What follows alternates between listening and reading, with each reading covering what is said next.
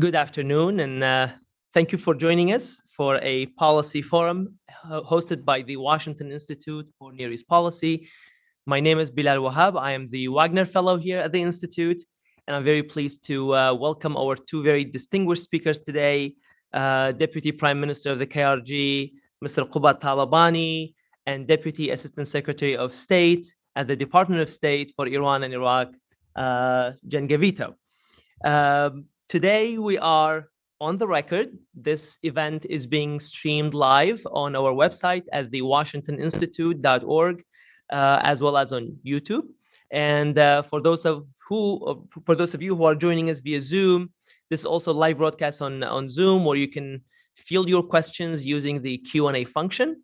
For those of you watching us on a live stream, you may email me your questions at policyforum@washingtoninstitute.org, policy forum, one word, at the washingtoninstitute.org.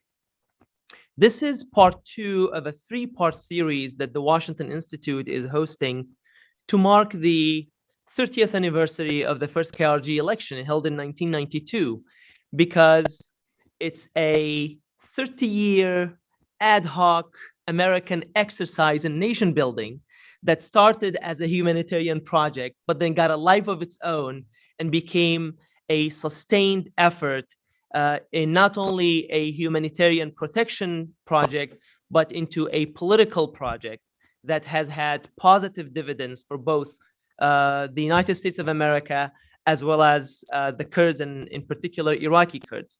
On the first panel, we looked at, with Van Serchok and Amberin Zaman, we looked at the evolution of this relationship into a political project. We took stock of the Kurdish exercise of this newly found political power, of agency, of freedoms, definitely qualitatively different and much better compared to Iraqi Kurds brethren in Syria, in Turkey, and in Iran. And we asked whether the Kurdish goal has really changed from one of survival into perhaps investing more and having a greater opportunity at self-governance and perhaps even full autonomy. We also highlighted in the first panel how the Kurds have enjoyed a broad base of bipartisan support in the United States, given the progress that Iraqi Kurdistan has made. But we also asked the question, can the KRG maintain this goodwill and support moving forward? Indeed, we asked the very critical question, can the KRG survive another 30 years? Can it thrive another 30 years? Kurdish power and agency has had benefits for both sides, but it also came with limitations. The United States engaged in this persistent nation-building exercise, as I said. It afforded Iraqi Kurds the agency, but this agency was also tested at times. There were times where the opportunities were seized, other times where the opportunities were probably brazenly missed.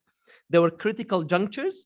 The United States protected Kurdistan from itself as it ended a civil war in 1998, but also from Kurdish enemies like Saddam Hussein with the invasion in 2003 and regime change, but also from terrorism, most notably ISIS in 2014. But the KRG also reciprocated this favor. The KRG has been a reliable partner to Washington in furthering U.S. policy in Iraq, in fighting terrorism, be it Al-Qaeda or be it ISIS. The result of this relationship between KRG and the United States has resulted in carving out Kurdish exceptionalism, this stability that Kurdistan, the KRI, demonstrated, its higher level of democracy by regional comparisons, and of course, a market friendliness. At times, Kurdish leaders were advocating that Kurdistan will be the Sweden of the Middle East, or it will be the next Dubai, or yes, for a while, the other Iraq.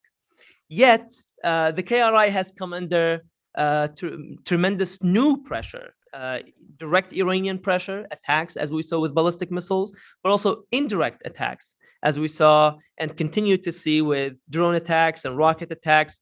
So the KRG itself internally has also come under criticism for backsliding on what made Kurdistan exceptional, on the freedoms, on the stability, on the democracy, on the market friendliness. So we asked those questions. We're going to take stock this time from an official point of view as to how special this relationship is to Washington, and what is the Kurdish strategy moving forward, perhaps toward the next 30 years. So I'm very pleased and honored to be hosting this panel conversation with Jennifer Gavito, who, as I just mentioned, she is the Deputy Assistant Secretary for Iraq and Iran, and has been in this role since August of 2021. Previously, she had a stint as a Minister Counselor for Political Affairs at the U.S. Embassy in London, and spent most of her foreign service career focused on the Middle East, having held posts in United States, in the United Arab Emirates, in Libya, in Lebanon, which I think gets you very ready for today's conversation. I should also point out that we both went to the American University, so go Eagles. Qubad Talabani has been Deputy Prime Minister of the Kurdistan Regional Government since 2014, having previously served as the KRG representative here in Washington. And even before the fall of the regime, he's been engaged with the Iraqi opposition in diaspora since 2000.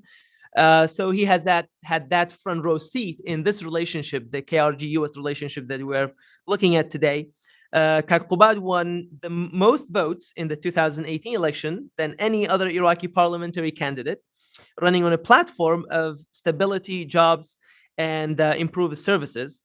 Talking of some personal anecdotes here, Qubad is a very cool-headed politician, but whatever you do, don't say anything bad about Manchester United, the Red Devils. So with that, Jen, why don't I start with you? Sure. This is the softball. What role did the United States play in creating and then nurturing and then sustaining the KRG? And what have been the dividends? How has this 30-year effort been good for the U.S.? Sure. Thanks, Bilal. Qubad, great to share the screen with you today, and I'm looking forward to a fascinating discussion. The U.S. relations with the Iraqi Kurds actually predated the KRG, of course, and the first Iraq War. That being said, the real turning point, at least in my mind, in our relationship was Operation Provide Comfort in 1991. At the time, it was one of the largest humanitarian efforts in history. It saved countless lives, provided essential assistance, and was really an example of U.S. values, interests, and capabilities intersecting, proving, as I think that we have over the course of decades since, that there is no better friend than the American people. It also showed the effectiveness of coalitions against common threats. But most important, it shows what has happened when we invest in people. Mm-hmm. U.S. support for the Kurds through the late 1990s, including Secretary Albright's Washington Agreement, have continued to show that the U.S. Kurdish relationship is not a tactical one. It's really a strategic relationship that's really grown into a very balanced partnership, I would say. And Bilal, you mentioned a few examples, but just to reiterate, what that partnership, where that's taken us, where those dividends lie, for example, in the work that we've done together in countering terrorism, especially Daesh, building what we believe to be a diverse and resilient economy in the Iraqi Kurdistan region, and the work that we've done together in preserving cultural heritage. We've also worked together on expanding human rights protections and civil liberties. That's something that we can happily delve into as this conversation goes on. But suffice to say that this is, I think, a multifaceted relationship, one that has really demonstrated the longevity of U.S. commitment, and one that I hope will continue to be of benefit to both of our peoples. Thank you, Jen. Qubad, I guess same question to you, and maybe with a bit of a caveat here as to has the KRG, as this 30-year experience in self-governance, how has it furthered that Kurdish aspiration for autonomy and the grievance of Sykes-Picot and being the largest ethnic group in the region without a nation?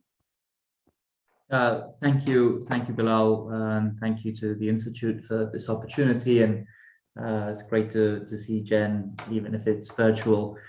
I think it's, look, as Kurds, we've never been shy about being appreciative of that very strategic and critical intervention in Operation Provide Comfort. That really, as Jen said, that did set the framework for what we see today. Now, just being honest, I'm not sure that was the intention. I mean, there was a humanitarian intervention to stop a humanitarian catastrophe, and certainly the Operation Provide Comfort did that. But I know from my experience, my time in Washington, from speaking to people who were in position at the time, the idea was not to create a safe haven, to create the Kurdistan Regional Government, to have the elections. I mean, I remember some old friends who would recount to me how that there was a lot of concern at the time in Washington that the Kurds were going to have this election, and what would this mean, and what would Turkey say, and what would the region say. But that said, that trust that went into that process, I believe, has paid dividends over the years. We've seen, despite our many mishaps, and some that you alluded to, Bilal, in your intervention, some strategic blunders that we may have made along the way, we've had a positive trajectory over the last 30 years. That is, I'm really proud to say, and even prouder to hear it from Jen, that it is a strategic relationship. One, I can't quite think of another situation like this, where we are this ambiguous non-state actor, and for the US to have this sustained relationship with it over such a long period of time, through ups and downs, through crises, through challenges, is something that we're proud of, but we don't take it for granted. And that's why I think, going into what the point of this discussion about, well, the next 30 years, I think we also have to be strategic of where we want this relationship to go, how we expect this relationship to develop, and what the expectations are of each side. In 92, the idea was federalism within Kurdistan, and today, federalism within Iraq. Today, we're having the same discussions. We're talking about principles of federalism within Iraq. We're talking about power sharing. We're talking about revenue sharing. We're talking about the devolution of authority. We're talking about the implementation of a constitution that has at least set out the framework for how we are to coexist within Iraq. And so that's really the framework that we have to work within and to live with right now. And it's always a push and pull depending on the mood globally and the mood in Baghdad. So I mentioned in the intro that you were the KRG rep here in DC, and even when you were back in Iraq, you were working during the writing and drafting the TAL. You were the coordinator for the KRG with the United States. I mentioned that the Kurds have this broad bipartisan support. How did that come to be? And what would it take for the Kurds to actually lose that public and political support? Look, the KRG US relationship has gone through many iterations, from the humanitarian intervention to the kind of attempt at nation building within Kurdistan, to the post-civil war process of reconciliation. We mentioned the late and great Madeleine Albright and her intervention to ending the conflict, to building up to Operation Iraqi Freedom, and of course the post-Saddam Iraq. So all of these stages, all of these different iterations, different phases of this relationship has necessitated a certain action and reaction from our side and the US. So I think over the years we've proven to be a reliable partner, and that given how complex Iraq has been, given the fact that we were one of the only opposition groups that were not in exile. We were on the ground as well. That created a degree of relevance and authenticity to us. And then on the ground, we were able to implement policy. In Baghdad, we had authority in Baghdad in 2003, in 2004, 2005. Our values were quite in line with US values at the time.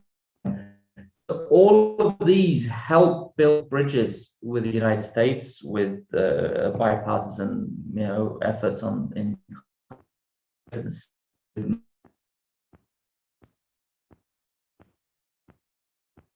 migration. When Iraq was the number one ticket on an administration's agenda, when Iraq was not the number one ticket on the administration's agenda, all of these times, we were able to maintain a degree of credibility with the US, and I think that has helped create this bipartisan relationship with the United States. Obviously, the counterterrorism efforts were very instrumental in deepening the relationship with the military establishment, I would say. The cooperation in other non-diplomatic areas, I think, has also been quite effective. And eventually with trade and economy, and Kurdistan's boom, really, in 2005 to 2012, really set us apart from the rest of the country. And I think that created this model of okay, investing in people, as Jen said, it does yield dividends. It is a democratizing, relatively civil society in the heart of a predominantly Islamic Middle East. That's it's a good sell. Jen, could you comment on what you think those positive dividends are, and maybe also comment on that reputation? How did they build it, and how easy is it actually for someone with a good reputation in this town to somehow lose it? First of all, let me start backwards. I don't think that the KRG is in real danger of losing its good reputation. People here have long memories. That being said, as I referenced in the opening comments, there really is plenty of work still to be done. The dividends have been clear, and we've, I think, hit on a lot of them. We have billions of dollars of investment in the KRG. We have a real partner in the trenches when it comes to counterterrorism and countering violent extremism efforts in the region. Washington, official Washington, the Americans always love an underdog story. And I don't know that anyone can call the KRG at this point an underdog, but nonetheless, that reputation here in Washington remains. There are a lot of people rooting for the KRG to continue to succeed. And that really drives in a lot of ways what our engagement looks like and our ongoing commitment to ensuring that exactly that happens. This is also a region that really, I think, speaks to the shared values between our two people, whether it's women's rights, cultural, ethnic, religious diversity. These are all things that have really set the KRG apart from its regional neighbors. And so it has built a relationship of goodwill and real commitment. That commitment has been bipartisan, I think, as everybody probably watching this is aware. In a lot of ways, the KRG gets some mileage simply out of standing apart in a region that doesn't share the values in the same way that our peoples do. At the same time, I think we have to be honest about where the challenges lie, and they're there. Whether it is PUK, KDP divisions that we have real concerns are being exploited by Iran, whether it is the ongoing delays in government formation. And I would love to come back to that because there is a lot post December 31st that we want to do, not just in the KRG, but in Iraq writ large. And we need a government on the other side of that discussion to do that with. whether it's non-implementation of the Sinjar Agreement, which we continue to discuss, or backsliding on civil liberties, whether it's human rights, press freedoms, honor killings. These are some of the things that do have us concerned, things that we are talking about privately in the conversations that we're having. But again, to circle back to where we started this, I don't think that there is a danger of the KRG losing its goodwill as long as that goodwill extends to addressing some of these concerns cooperatively, collaboratively together. Because again, I can't reinforce enough the emotional relationship that the United States has, this partnership with the KRG, it is lasting. We want to see it flourish and succeed. And so where we have challenges, we want to continue to have the opportunity to sit down, talk through them, and make sure that the next 30 years are as monumental as these last 3 decades have been. So I'm going to circle back to the internal issues and the challenges and the work to be done, as you put it. But let me circle back to a point that actually Qubad mentioned about.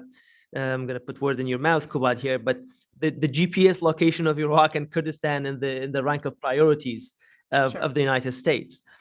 I mean, it's a regional concern and definitely reflects in Iraq and the KRG as well.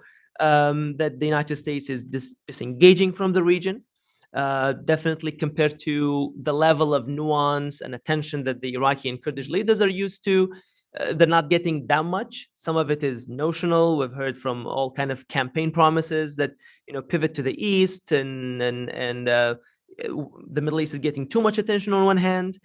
But then also practically, there's a whole war in Europe, right? Russia just invaded Ukraine, and that demands a lot of, sucks much of the oxygen out of the room. So, but yet the challenges that the KRG faces are greater almost than ever, definitely since 2003, maybe, surely since ISIS. You have Iran using direct attacks on the KRG with ballistic missiles. You have, proxies using, all the way from drones and rockets. But also increasingly, we see the Iraqi government use its legal institutions, its political institutions, its financial institutions to really squeeze the KRG. And, with the almost closure of U.S. embassy under the Trump administration, with the withdrawal from Afghanistan, I've heard it myself in Erbil and Baghdad, there is that worry. Is Washington going to be there for us as the challenges grow? What do you say about that? I'm actually really glad you asked that question, because I have discovered in my almost a year in this position that I cannot say enough times, we are going nowhere. We are fully committed to this relationship, and anybody that tells you otherwise is flat wrong.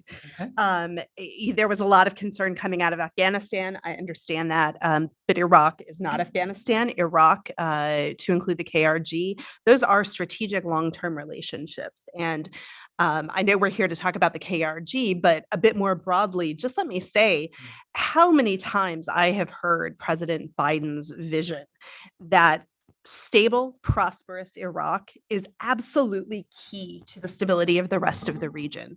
If we get Iraq right, if we cooperate in a way that stabilizes and brings prosperity and jobs and sustainable climate policies to Iraq, then we have accomplished a great deal of what we want to do for the region writ large.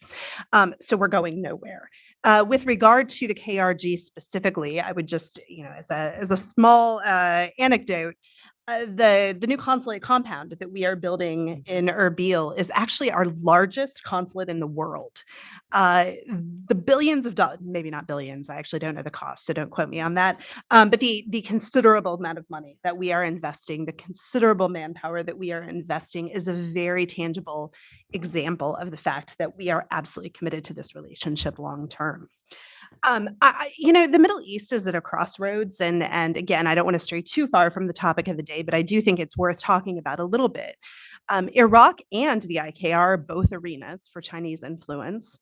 The U.S. is funding, for example, in recognition of that, $1.5 million for Cisco training and equipment in 3 IKR universities as a way to offset that influence. Russia and Ukraine, you mentioned. Mm-hmm. By all means, that impacts how we are able to conduct international. There's limited resources That's clear. But at the same time, we know that these conflicts reach the Middle East. And we see that very clearly in the impacts of Russia and Ukraine on food security throughout the region, but also in Iraq and the IKR. The oil and natural gas market is global. DFC's $250 million for the Khor gas plant expansion project, another tangible example of ways that we are investing in, not leaving. As we look out, I think that we will continue over the decades to come to really see the Middle East in the context of larger global politics. And maybe that's a better way to view it than dicing up the globe and saying, you know, we're investing here, we're investing there. Whether it's climate change or pandemic, water security, food security, all of these issues are really global in nature and require global partnerships to address them. There is nowhere that they are more relevant than in the Middle East. And so we look forward to continuing those partnerships to address global issues on a global basis, but in very real ways that will benefit the people of this region. U.S. foreign assistance to the KRG and Iraq isn't frankly sustainable at recent levels. We constantly make adjustments depending on what is happening elsewhere in the world. And so it's part of the reason that we're shifting our focus in the IKR to things like investment through sharing of expertise and helping improve governance. That's a real mark of partnership, not just handing over assistance, which has been an important hallmark over the decades, but really investing in the partnership and the investment and helping our companies find a foothold, frankly, and working with the IKR to make sure that the investment climate that they're promoting is one that is conducive to those long-term investments that our countries or that our companies want to make. Long story short, we're not leaving the Middle East, we're not leaving Iraq, and we're certainly not leaving the KRG. Well, over to you, Qubad. How reassured are you by what you just heard Jen say, but also, repeatedly, obviously, to you in Kurdistan, but also here on this platform? Are you actually hedging against a change in U.S. priorities possibly shifting? I think if I hadn't spent the last 22 years somehow involved in this relationship, maybe I would have been worried by certain events of the last few years in other countries. But I think we're very happy to continue to hear this reassurance from senior U.S. government officials. It always helps. So please never stop saying it. It does help, but it also sends a message to the broader community that you are strategically invested. I drive past that the new consulate, I almost call it something else, consulate compound every day. So it's a daily reminder for me of the strategic investment and the long-term vision that the United States has for the Kurdistan region. So I think, look, volume will turn up, engagement may shift from more military engagement, more civilian to more sometimes humanitarian to maybe more economic. This is normal in a relationship, and I'm happy to say that the relationship we have now is becoming normal, which is good, right? Normal is always good. I could live with normal, and we feel it. We have a fantastic consulate in Erbil, great staff working hard, regular visits from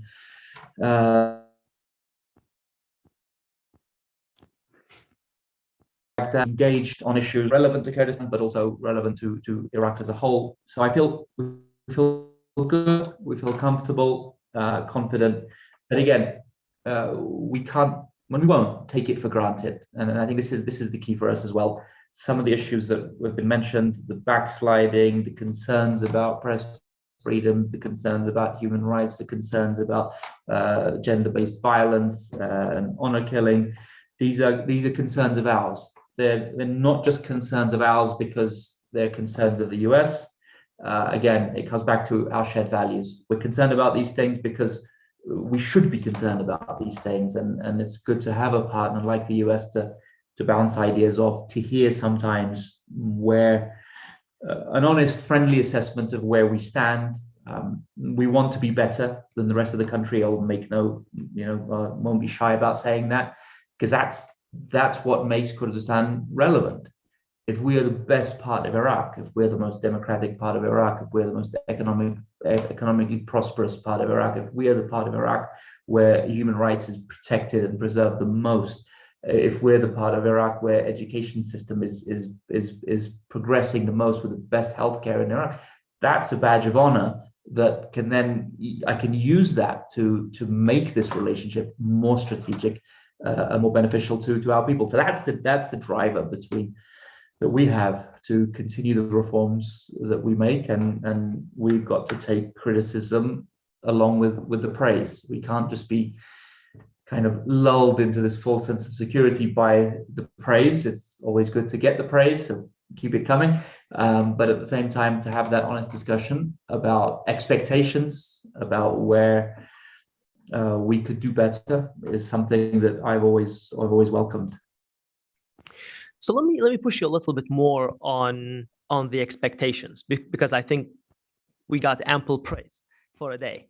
So since the referendum in particular, I mean, for a while, it was clear that the KRG leaders, they had a vision. You know, I mentioned the Kurdish exceptionalism or Kurdistan exceptionalism. It really stood out. I think Kurdistan made your job easy to sell that exceptionalism in Washington when you were here. But I think we can all agree that that is not today's Kurdistan. Kurdistan today jails people, and part of their crime is holding a meeting at the U.S. consulate. They're not all that helpful with the border with Syria, where humanitarian aid crosses, and they're not all that helpful by the internal squabbles in helping Iraq form a government. In the past, Washington could always rely on the Kurds of nudging things in the right direction in Iraq. And the Kurds have problems of their own. They're not part of the solution anymore, if I dare say they could even be part of the problem. And yet, Kurdish asks of Washington are as grandiose as ever. You know, air protection against drones and missile defense against Iranian ballistic missiles. How do you reconcile, you know, I mean, this is Washington and you lived here for long, like it's a town of what have you done for me lately? So how do you reconcile the asks versus what the KRG delivers nowadays? Look, I'm not going to make any excuses for any of the flaws that we may have in our system, but we have to put it in a context of the last 7 years. We have lived through a crisis after crisis after crisis. Maybe you could say some of them have been of our own making, but the financial crunch on the Kurdistan region, when Baghdad cut our budget in 2014, it has lived with us to this day. Now that does accuse any regression in civil liberties, on freedoms, freedom of expression. That's completely separate. But there has been a constant strain on Kurdistan, on our governance, on our economy, on our finances, and this constant pressure and conflict, political conflict, and at times with the missile attacks, drone attacks from the south, sometimes military conflict. That can't just be ignored when we're looking at the mood, the mentality in Kurdistan, the psyche of the political leadership. Now, you add to that existing level of tension, internal KDP-PUK issues, which have always existed, and dare I say, will probably continue to exist as two rival political parties. That's why I think the US engagement in nudging that process forward, in engaging with us, in trying to help find common ground is so important, is very strategic, and we never turn it away. Your engagement at an ambassadorial level, at a consulate level, visiting delegations have been helpful in the past. You go back to the Washington Accord with the late Madeleine Albright's intervention. Then we talk about the efforts by the US to bring the Kurds together, to enable to be effective in the Iraqi opposition. The efforts by the US to bring the Kurds together to be effective during Operation Iraqi Freedom. And also the partnership with the Kurdish parties in the post-Saddam era. These all necessitate the kind of a continuation of this dialogue, of this relationship. Now, there's also things that US is doing to help us with the reform. Right? We have technical advisors. The US has spent, and through USAID, spent a lot of money and efforts on helping us on reforming public sector, reforming our human resources. We've done a lot of good work with USAID, real reforms, and I think, again, this is where the relationship we feel is heading. And as Jen mentioned, it's about getting more investment in. It's about getting more technical assistance in. It's about getting engagement on key legislation that we are trying to pass in this period. It's about engaging with the US business community to make our business practices more conducive to US businesses, to US investors. All of these, I think, are the positive trends that ultimately, again, we don't want to create more freedoms because the US likes us to. This is something we must like to, and we will work on, and through our judiciary, through our parliament, through media, which is very vocal, as you know, very opinionated.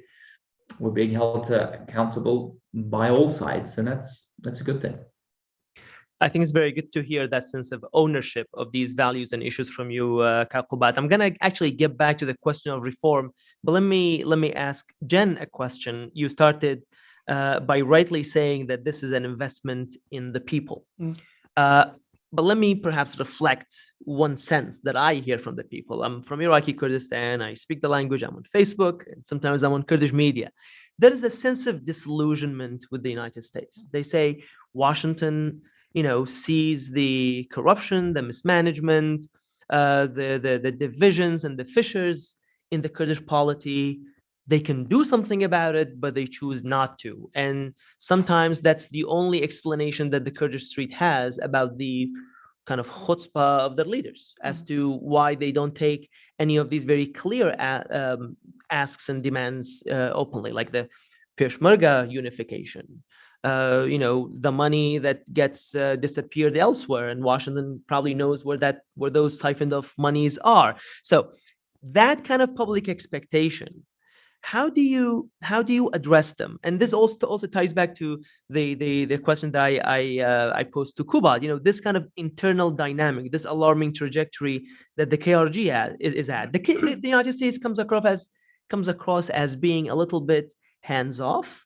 So my question to you, is the US hands-off about these issues? And if not, what can the United States do to nudge the KRG back on the right track? And the KRG, as Qubad mentioned, there was a time that it was on the right track.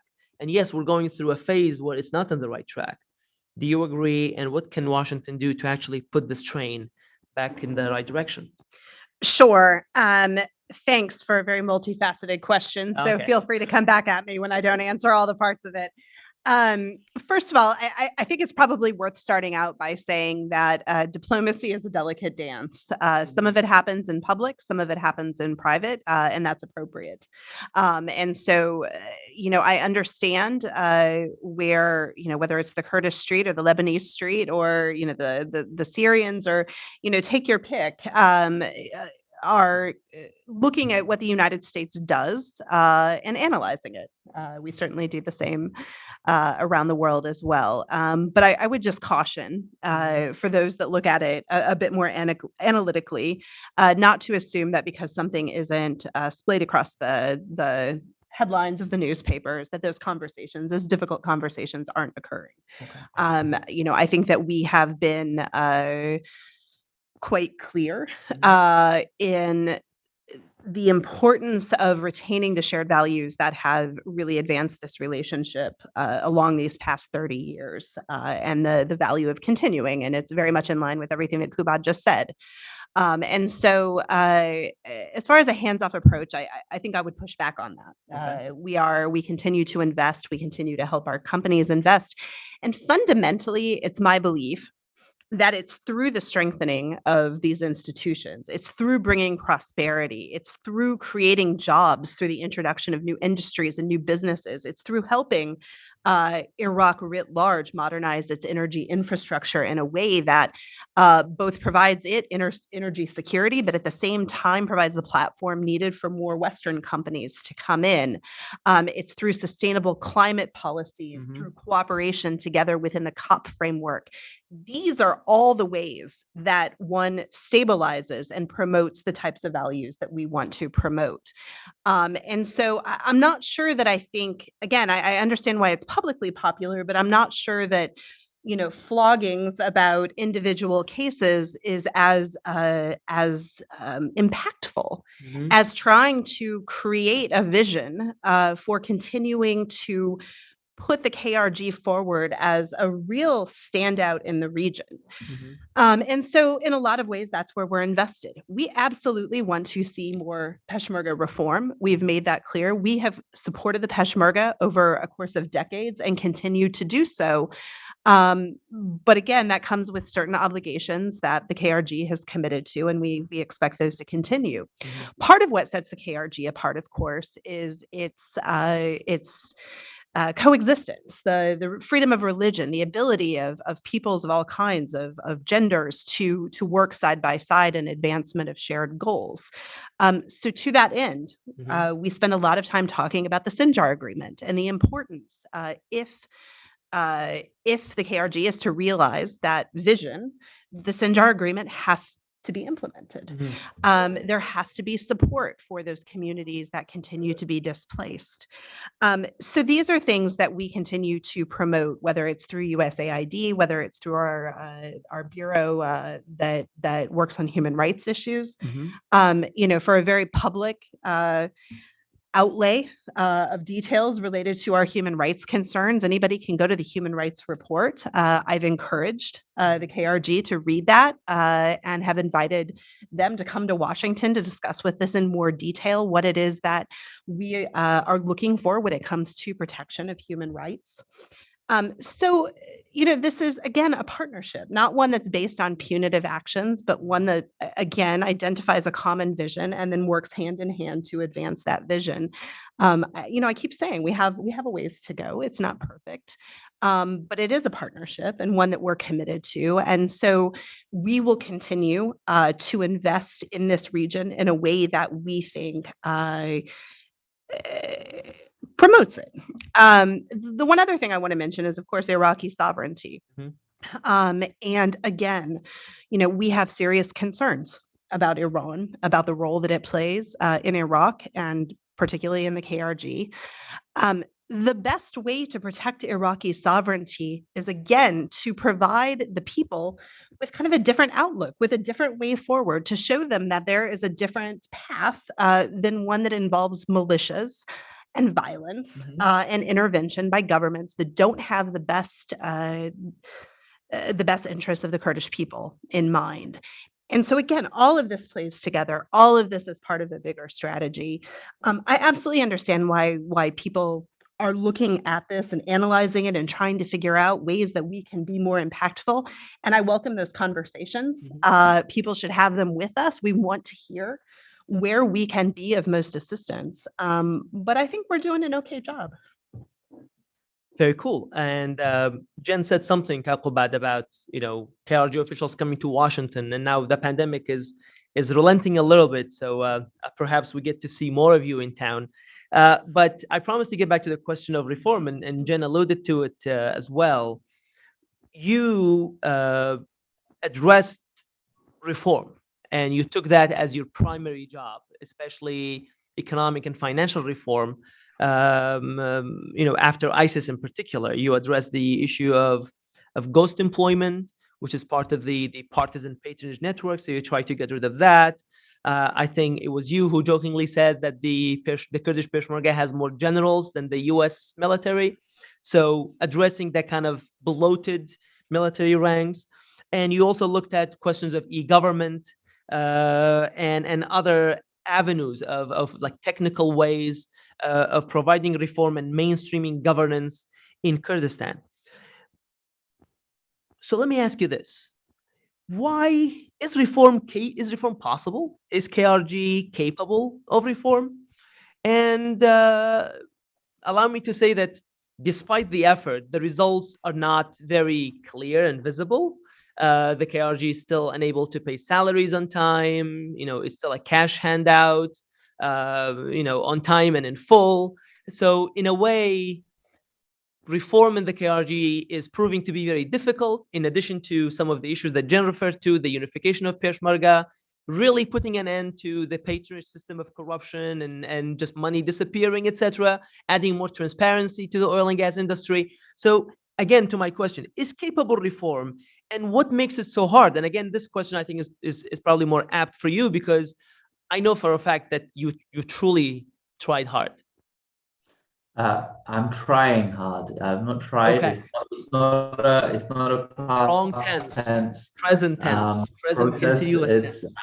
Reform is reform is a process. Reform isn't a light switch. You can flick it and say, "That's it. I reformed." And reform is never easy, right? Because obviously there's a broken system to begin with, or there's an ineffective or corrupt or dysfunctional system to begin. So to begin to dismantle this dysfunction and actually reform processes, institutions, legislations, mindsets is different. And then when you come to reform, you have to hit interests, and hitting interests is easy. It's never without a bit of pain.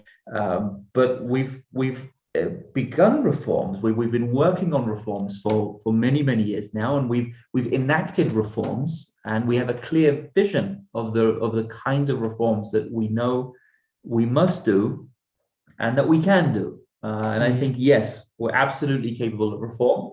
We have reformed certain areas. We've got certain areas more that we need to continue reforming. But sometimes we need expertise to reform. Sometimes we need technical assistance to reform. Sometimes we need injections of financial aid to reform. Procuring systems, HR systems for our payroll costs money. Procuring systems to regulate electricity distribution costs money. Sometimes it costs money. Sometimes it costs political capital. And we have a commitment to reform. We started serious reforms in the last cabinet. And despite all of the craziness around the referendum and the post-referendum drama, we were able to remain steadfast on those reforms. We've continued further reforms in this cabinet. And we're going to continue because this is how we get out of the fiscal crunch that we are in. This is how we begin to tackle real corruption. I believe that closing the door on corruption is more effective than prosecuting a corrupt official here or there. You've got to create an environment that makes it difficult for corruption to live within. And digitizing our government helps with that. Streamlining government processes helps with that. Making government processes more transparent helps with that. Making our financial system more transparent helps with that. And these are all of the things that we're working on. You mentioned off the cuff a few times money disappearing. I have to take offense to that. Money doesn't disappear, right? Okay. There is money disappearing. We've got our oil revenues are being audited, but there is a fiscal crunch, and we have a fiscal deficit, and we still are spending more than we get, more than we make. Some of that is mismanagement. Yes, there is corruption. I'm not saying we have no corruption. We have corruption. We have mismanagement, but we're tackling all of them. And that's why I'm working with technical experts from the US. I'm working with technical experts from the UK, France, Germany, the Netherlands. Recently, we did a great meeting with the Italians that they're offering technical expertise. So all of these missions here in Kurdistan now are providing technical experts in a host of different areas, which are bearing fruit. And these are painful, nuts and bolts, kind of nerdy stuff. Right. It's not exciting to the media. But it's the nuts and bolts of governance. how many steps it takes to renew your driver's license. It's nuts and bolts of it. And that's the kind of stuff that we're working on. Allow me to interrupt. Yes, the nuts and bolts are very important, but I think at the heart of the mismanagement and the corruption problem in the KRG is a political problem. I get the two questions from one from Vladimir Van Wilgenberg, and then a question from John Jasic about political reform, the divisions between KDP and the PUK, and the incentive that it creates for each side to maintain autonomy rather than independence rather than invest in the KRG. That incentive structure, I think, is larger than some of the technical challenges that you referred to. And then Jasic's question is about specific reform in KRG's legal institutions, which has also have come under some criticism recently, especially after the case of the journalist being in prison, and of course now it's also at the heart of the oil and gas dispute with Baghdad, which, by the way, is a topic for our third panel, not necessarily today. That's a whole big can of worms. Yes. So a bit of pushback, Qubad. No, I think, look, we on the judicial reform is absolutely necessary. We need to continue to train our judges, and we're working with some very friendly countries on judicial reform, on making sure that our judges maintain political independence, may deal with cases, whether they're kind of dramatic cases such as the Badinan 6, or whether they're violence against women cases, that they deal with them in effective, politics-free, interference-free, and as transparent a process as possible. Now, PUK KDP divisions, look, at the end of the day, we are two different political parties with a very, storied history, both parties. We've had conflict in the past, and we'll always have a political rivalry. The challenge for us today is not to not have a rivalry, because that would just that doesn't make sense. Why would we have two parties if we agree on everything? The challenge for KDP and PUK is, how do we live with our disagreements? That's the formula that we need to create, a formula of coexisting with our differences. I don't want to talk about the divisions between the Republicans and the Democrats in the US or the Conservatives and Labour in the UK. Political parties don't like each other. They have different values, they have different beliefs, they have different incentives and different bases.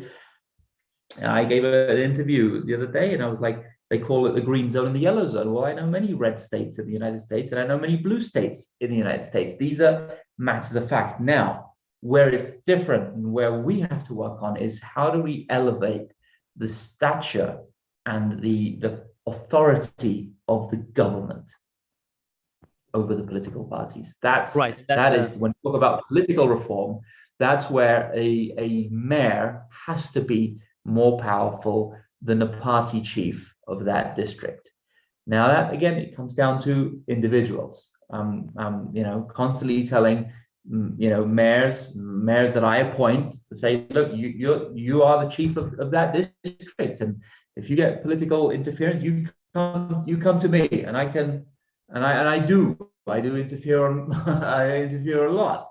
But I'm getting the political parties, and this is where I think we spend a lot of time focusing on governance reform, but political party reform is key. Right? Parties need to have policies, mandates in order to govern. Right? And we work well with U.S. institutions such as IRI and NDI on this kind of stuff. But I think that's really the next stage of our reform, is political party reform, and creating an atmosphere where we can live within our differences, and at the same time understanding the roles of the political parties and the roles of the governing authorities.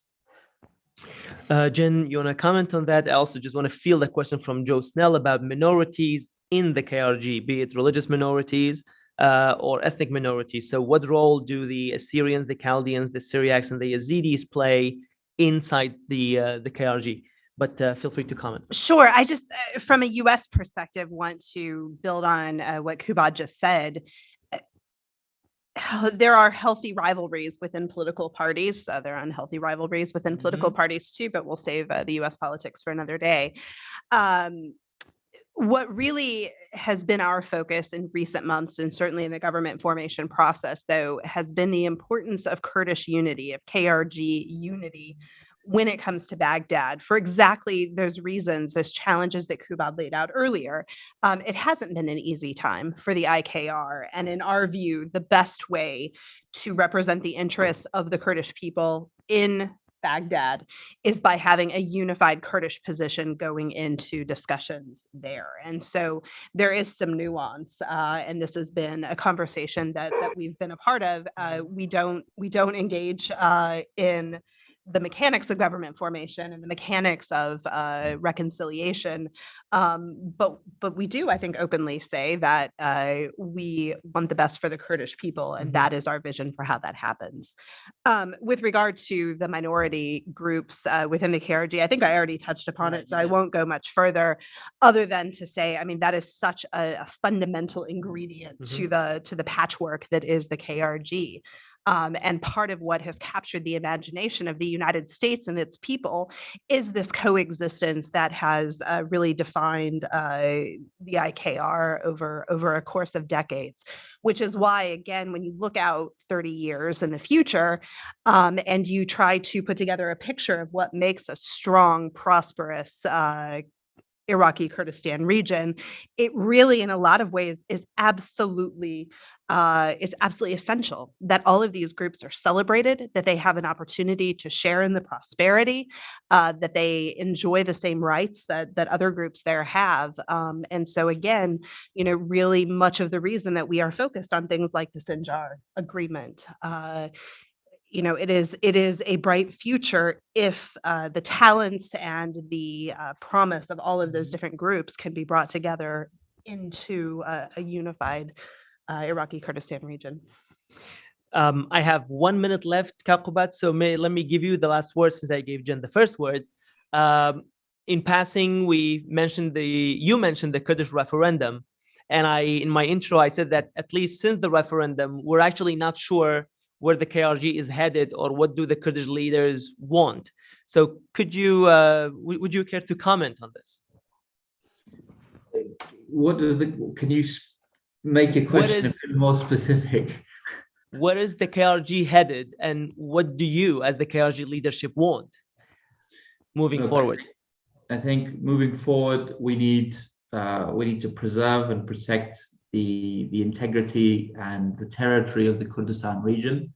We need to, first of all, protect the authorities of the Kurdistan region. We need to push back on some of these attempts to downgrade the authorities of the Kurdistan region by institutions in the rest of the country. This is a very dangerous development. The constitution is clear. We bought into this country on the principle of federalism,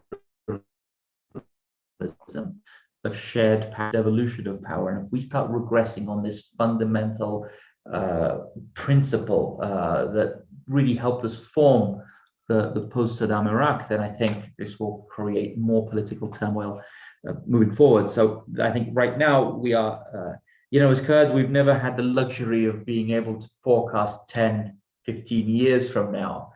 You asked if Kurdistan can survive another 30 years. Yes, it can. I'm not sure I can survive another 30 years, but certainly I think the last 22 have been quite eventful as it is. But certainly Kurdistan, we are incredibly resilient, right? And we've been able to face immeasurable stress to our system, to our economy, to our finance, to our internal divisions, to our external problems, to our own internal implosions. And we've continued to survive, and we will continue to survive. We've survived thousands of years through Persian and Ottoman dynasties.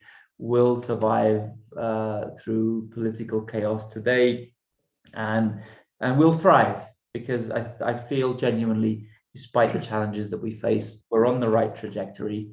We have the right partners, we have the right investment, we have the right mindset, and I believe that we're developing a healthier forum for debate with our public and we're being held to a higher standard by our people, by our friends, and all of this is going to help us to have a brighter future and a sustained partnership with our friends in the US. I think with those positive words, there's no better time to stop, and the clock also asks us to stop. I think this KRG-US relationship is a special relationship. It has indeed seen ups and downs, but it has been resilient, and I hope that the commitment from both sides, from Washington to protecting and nurturing, and at times course-correcting the KRG, will continue. And I also hope that the values that you reiterated today, Qubad, will continue to lead the KRG's vision toward the future, despite the hiccups here and there. And thank you both for joining us today, and thanks for the audience, those who tuned in through Zoom or watched us online. A recording of this will be posted on our website and on the Washington Institute's YouTube channel. Again, my thanks to Qubad Talabani, the Deputy Prime Minister of the KRG, and to Jennifer Gavito. And thank you all for tuning in. Thank you. Thank you.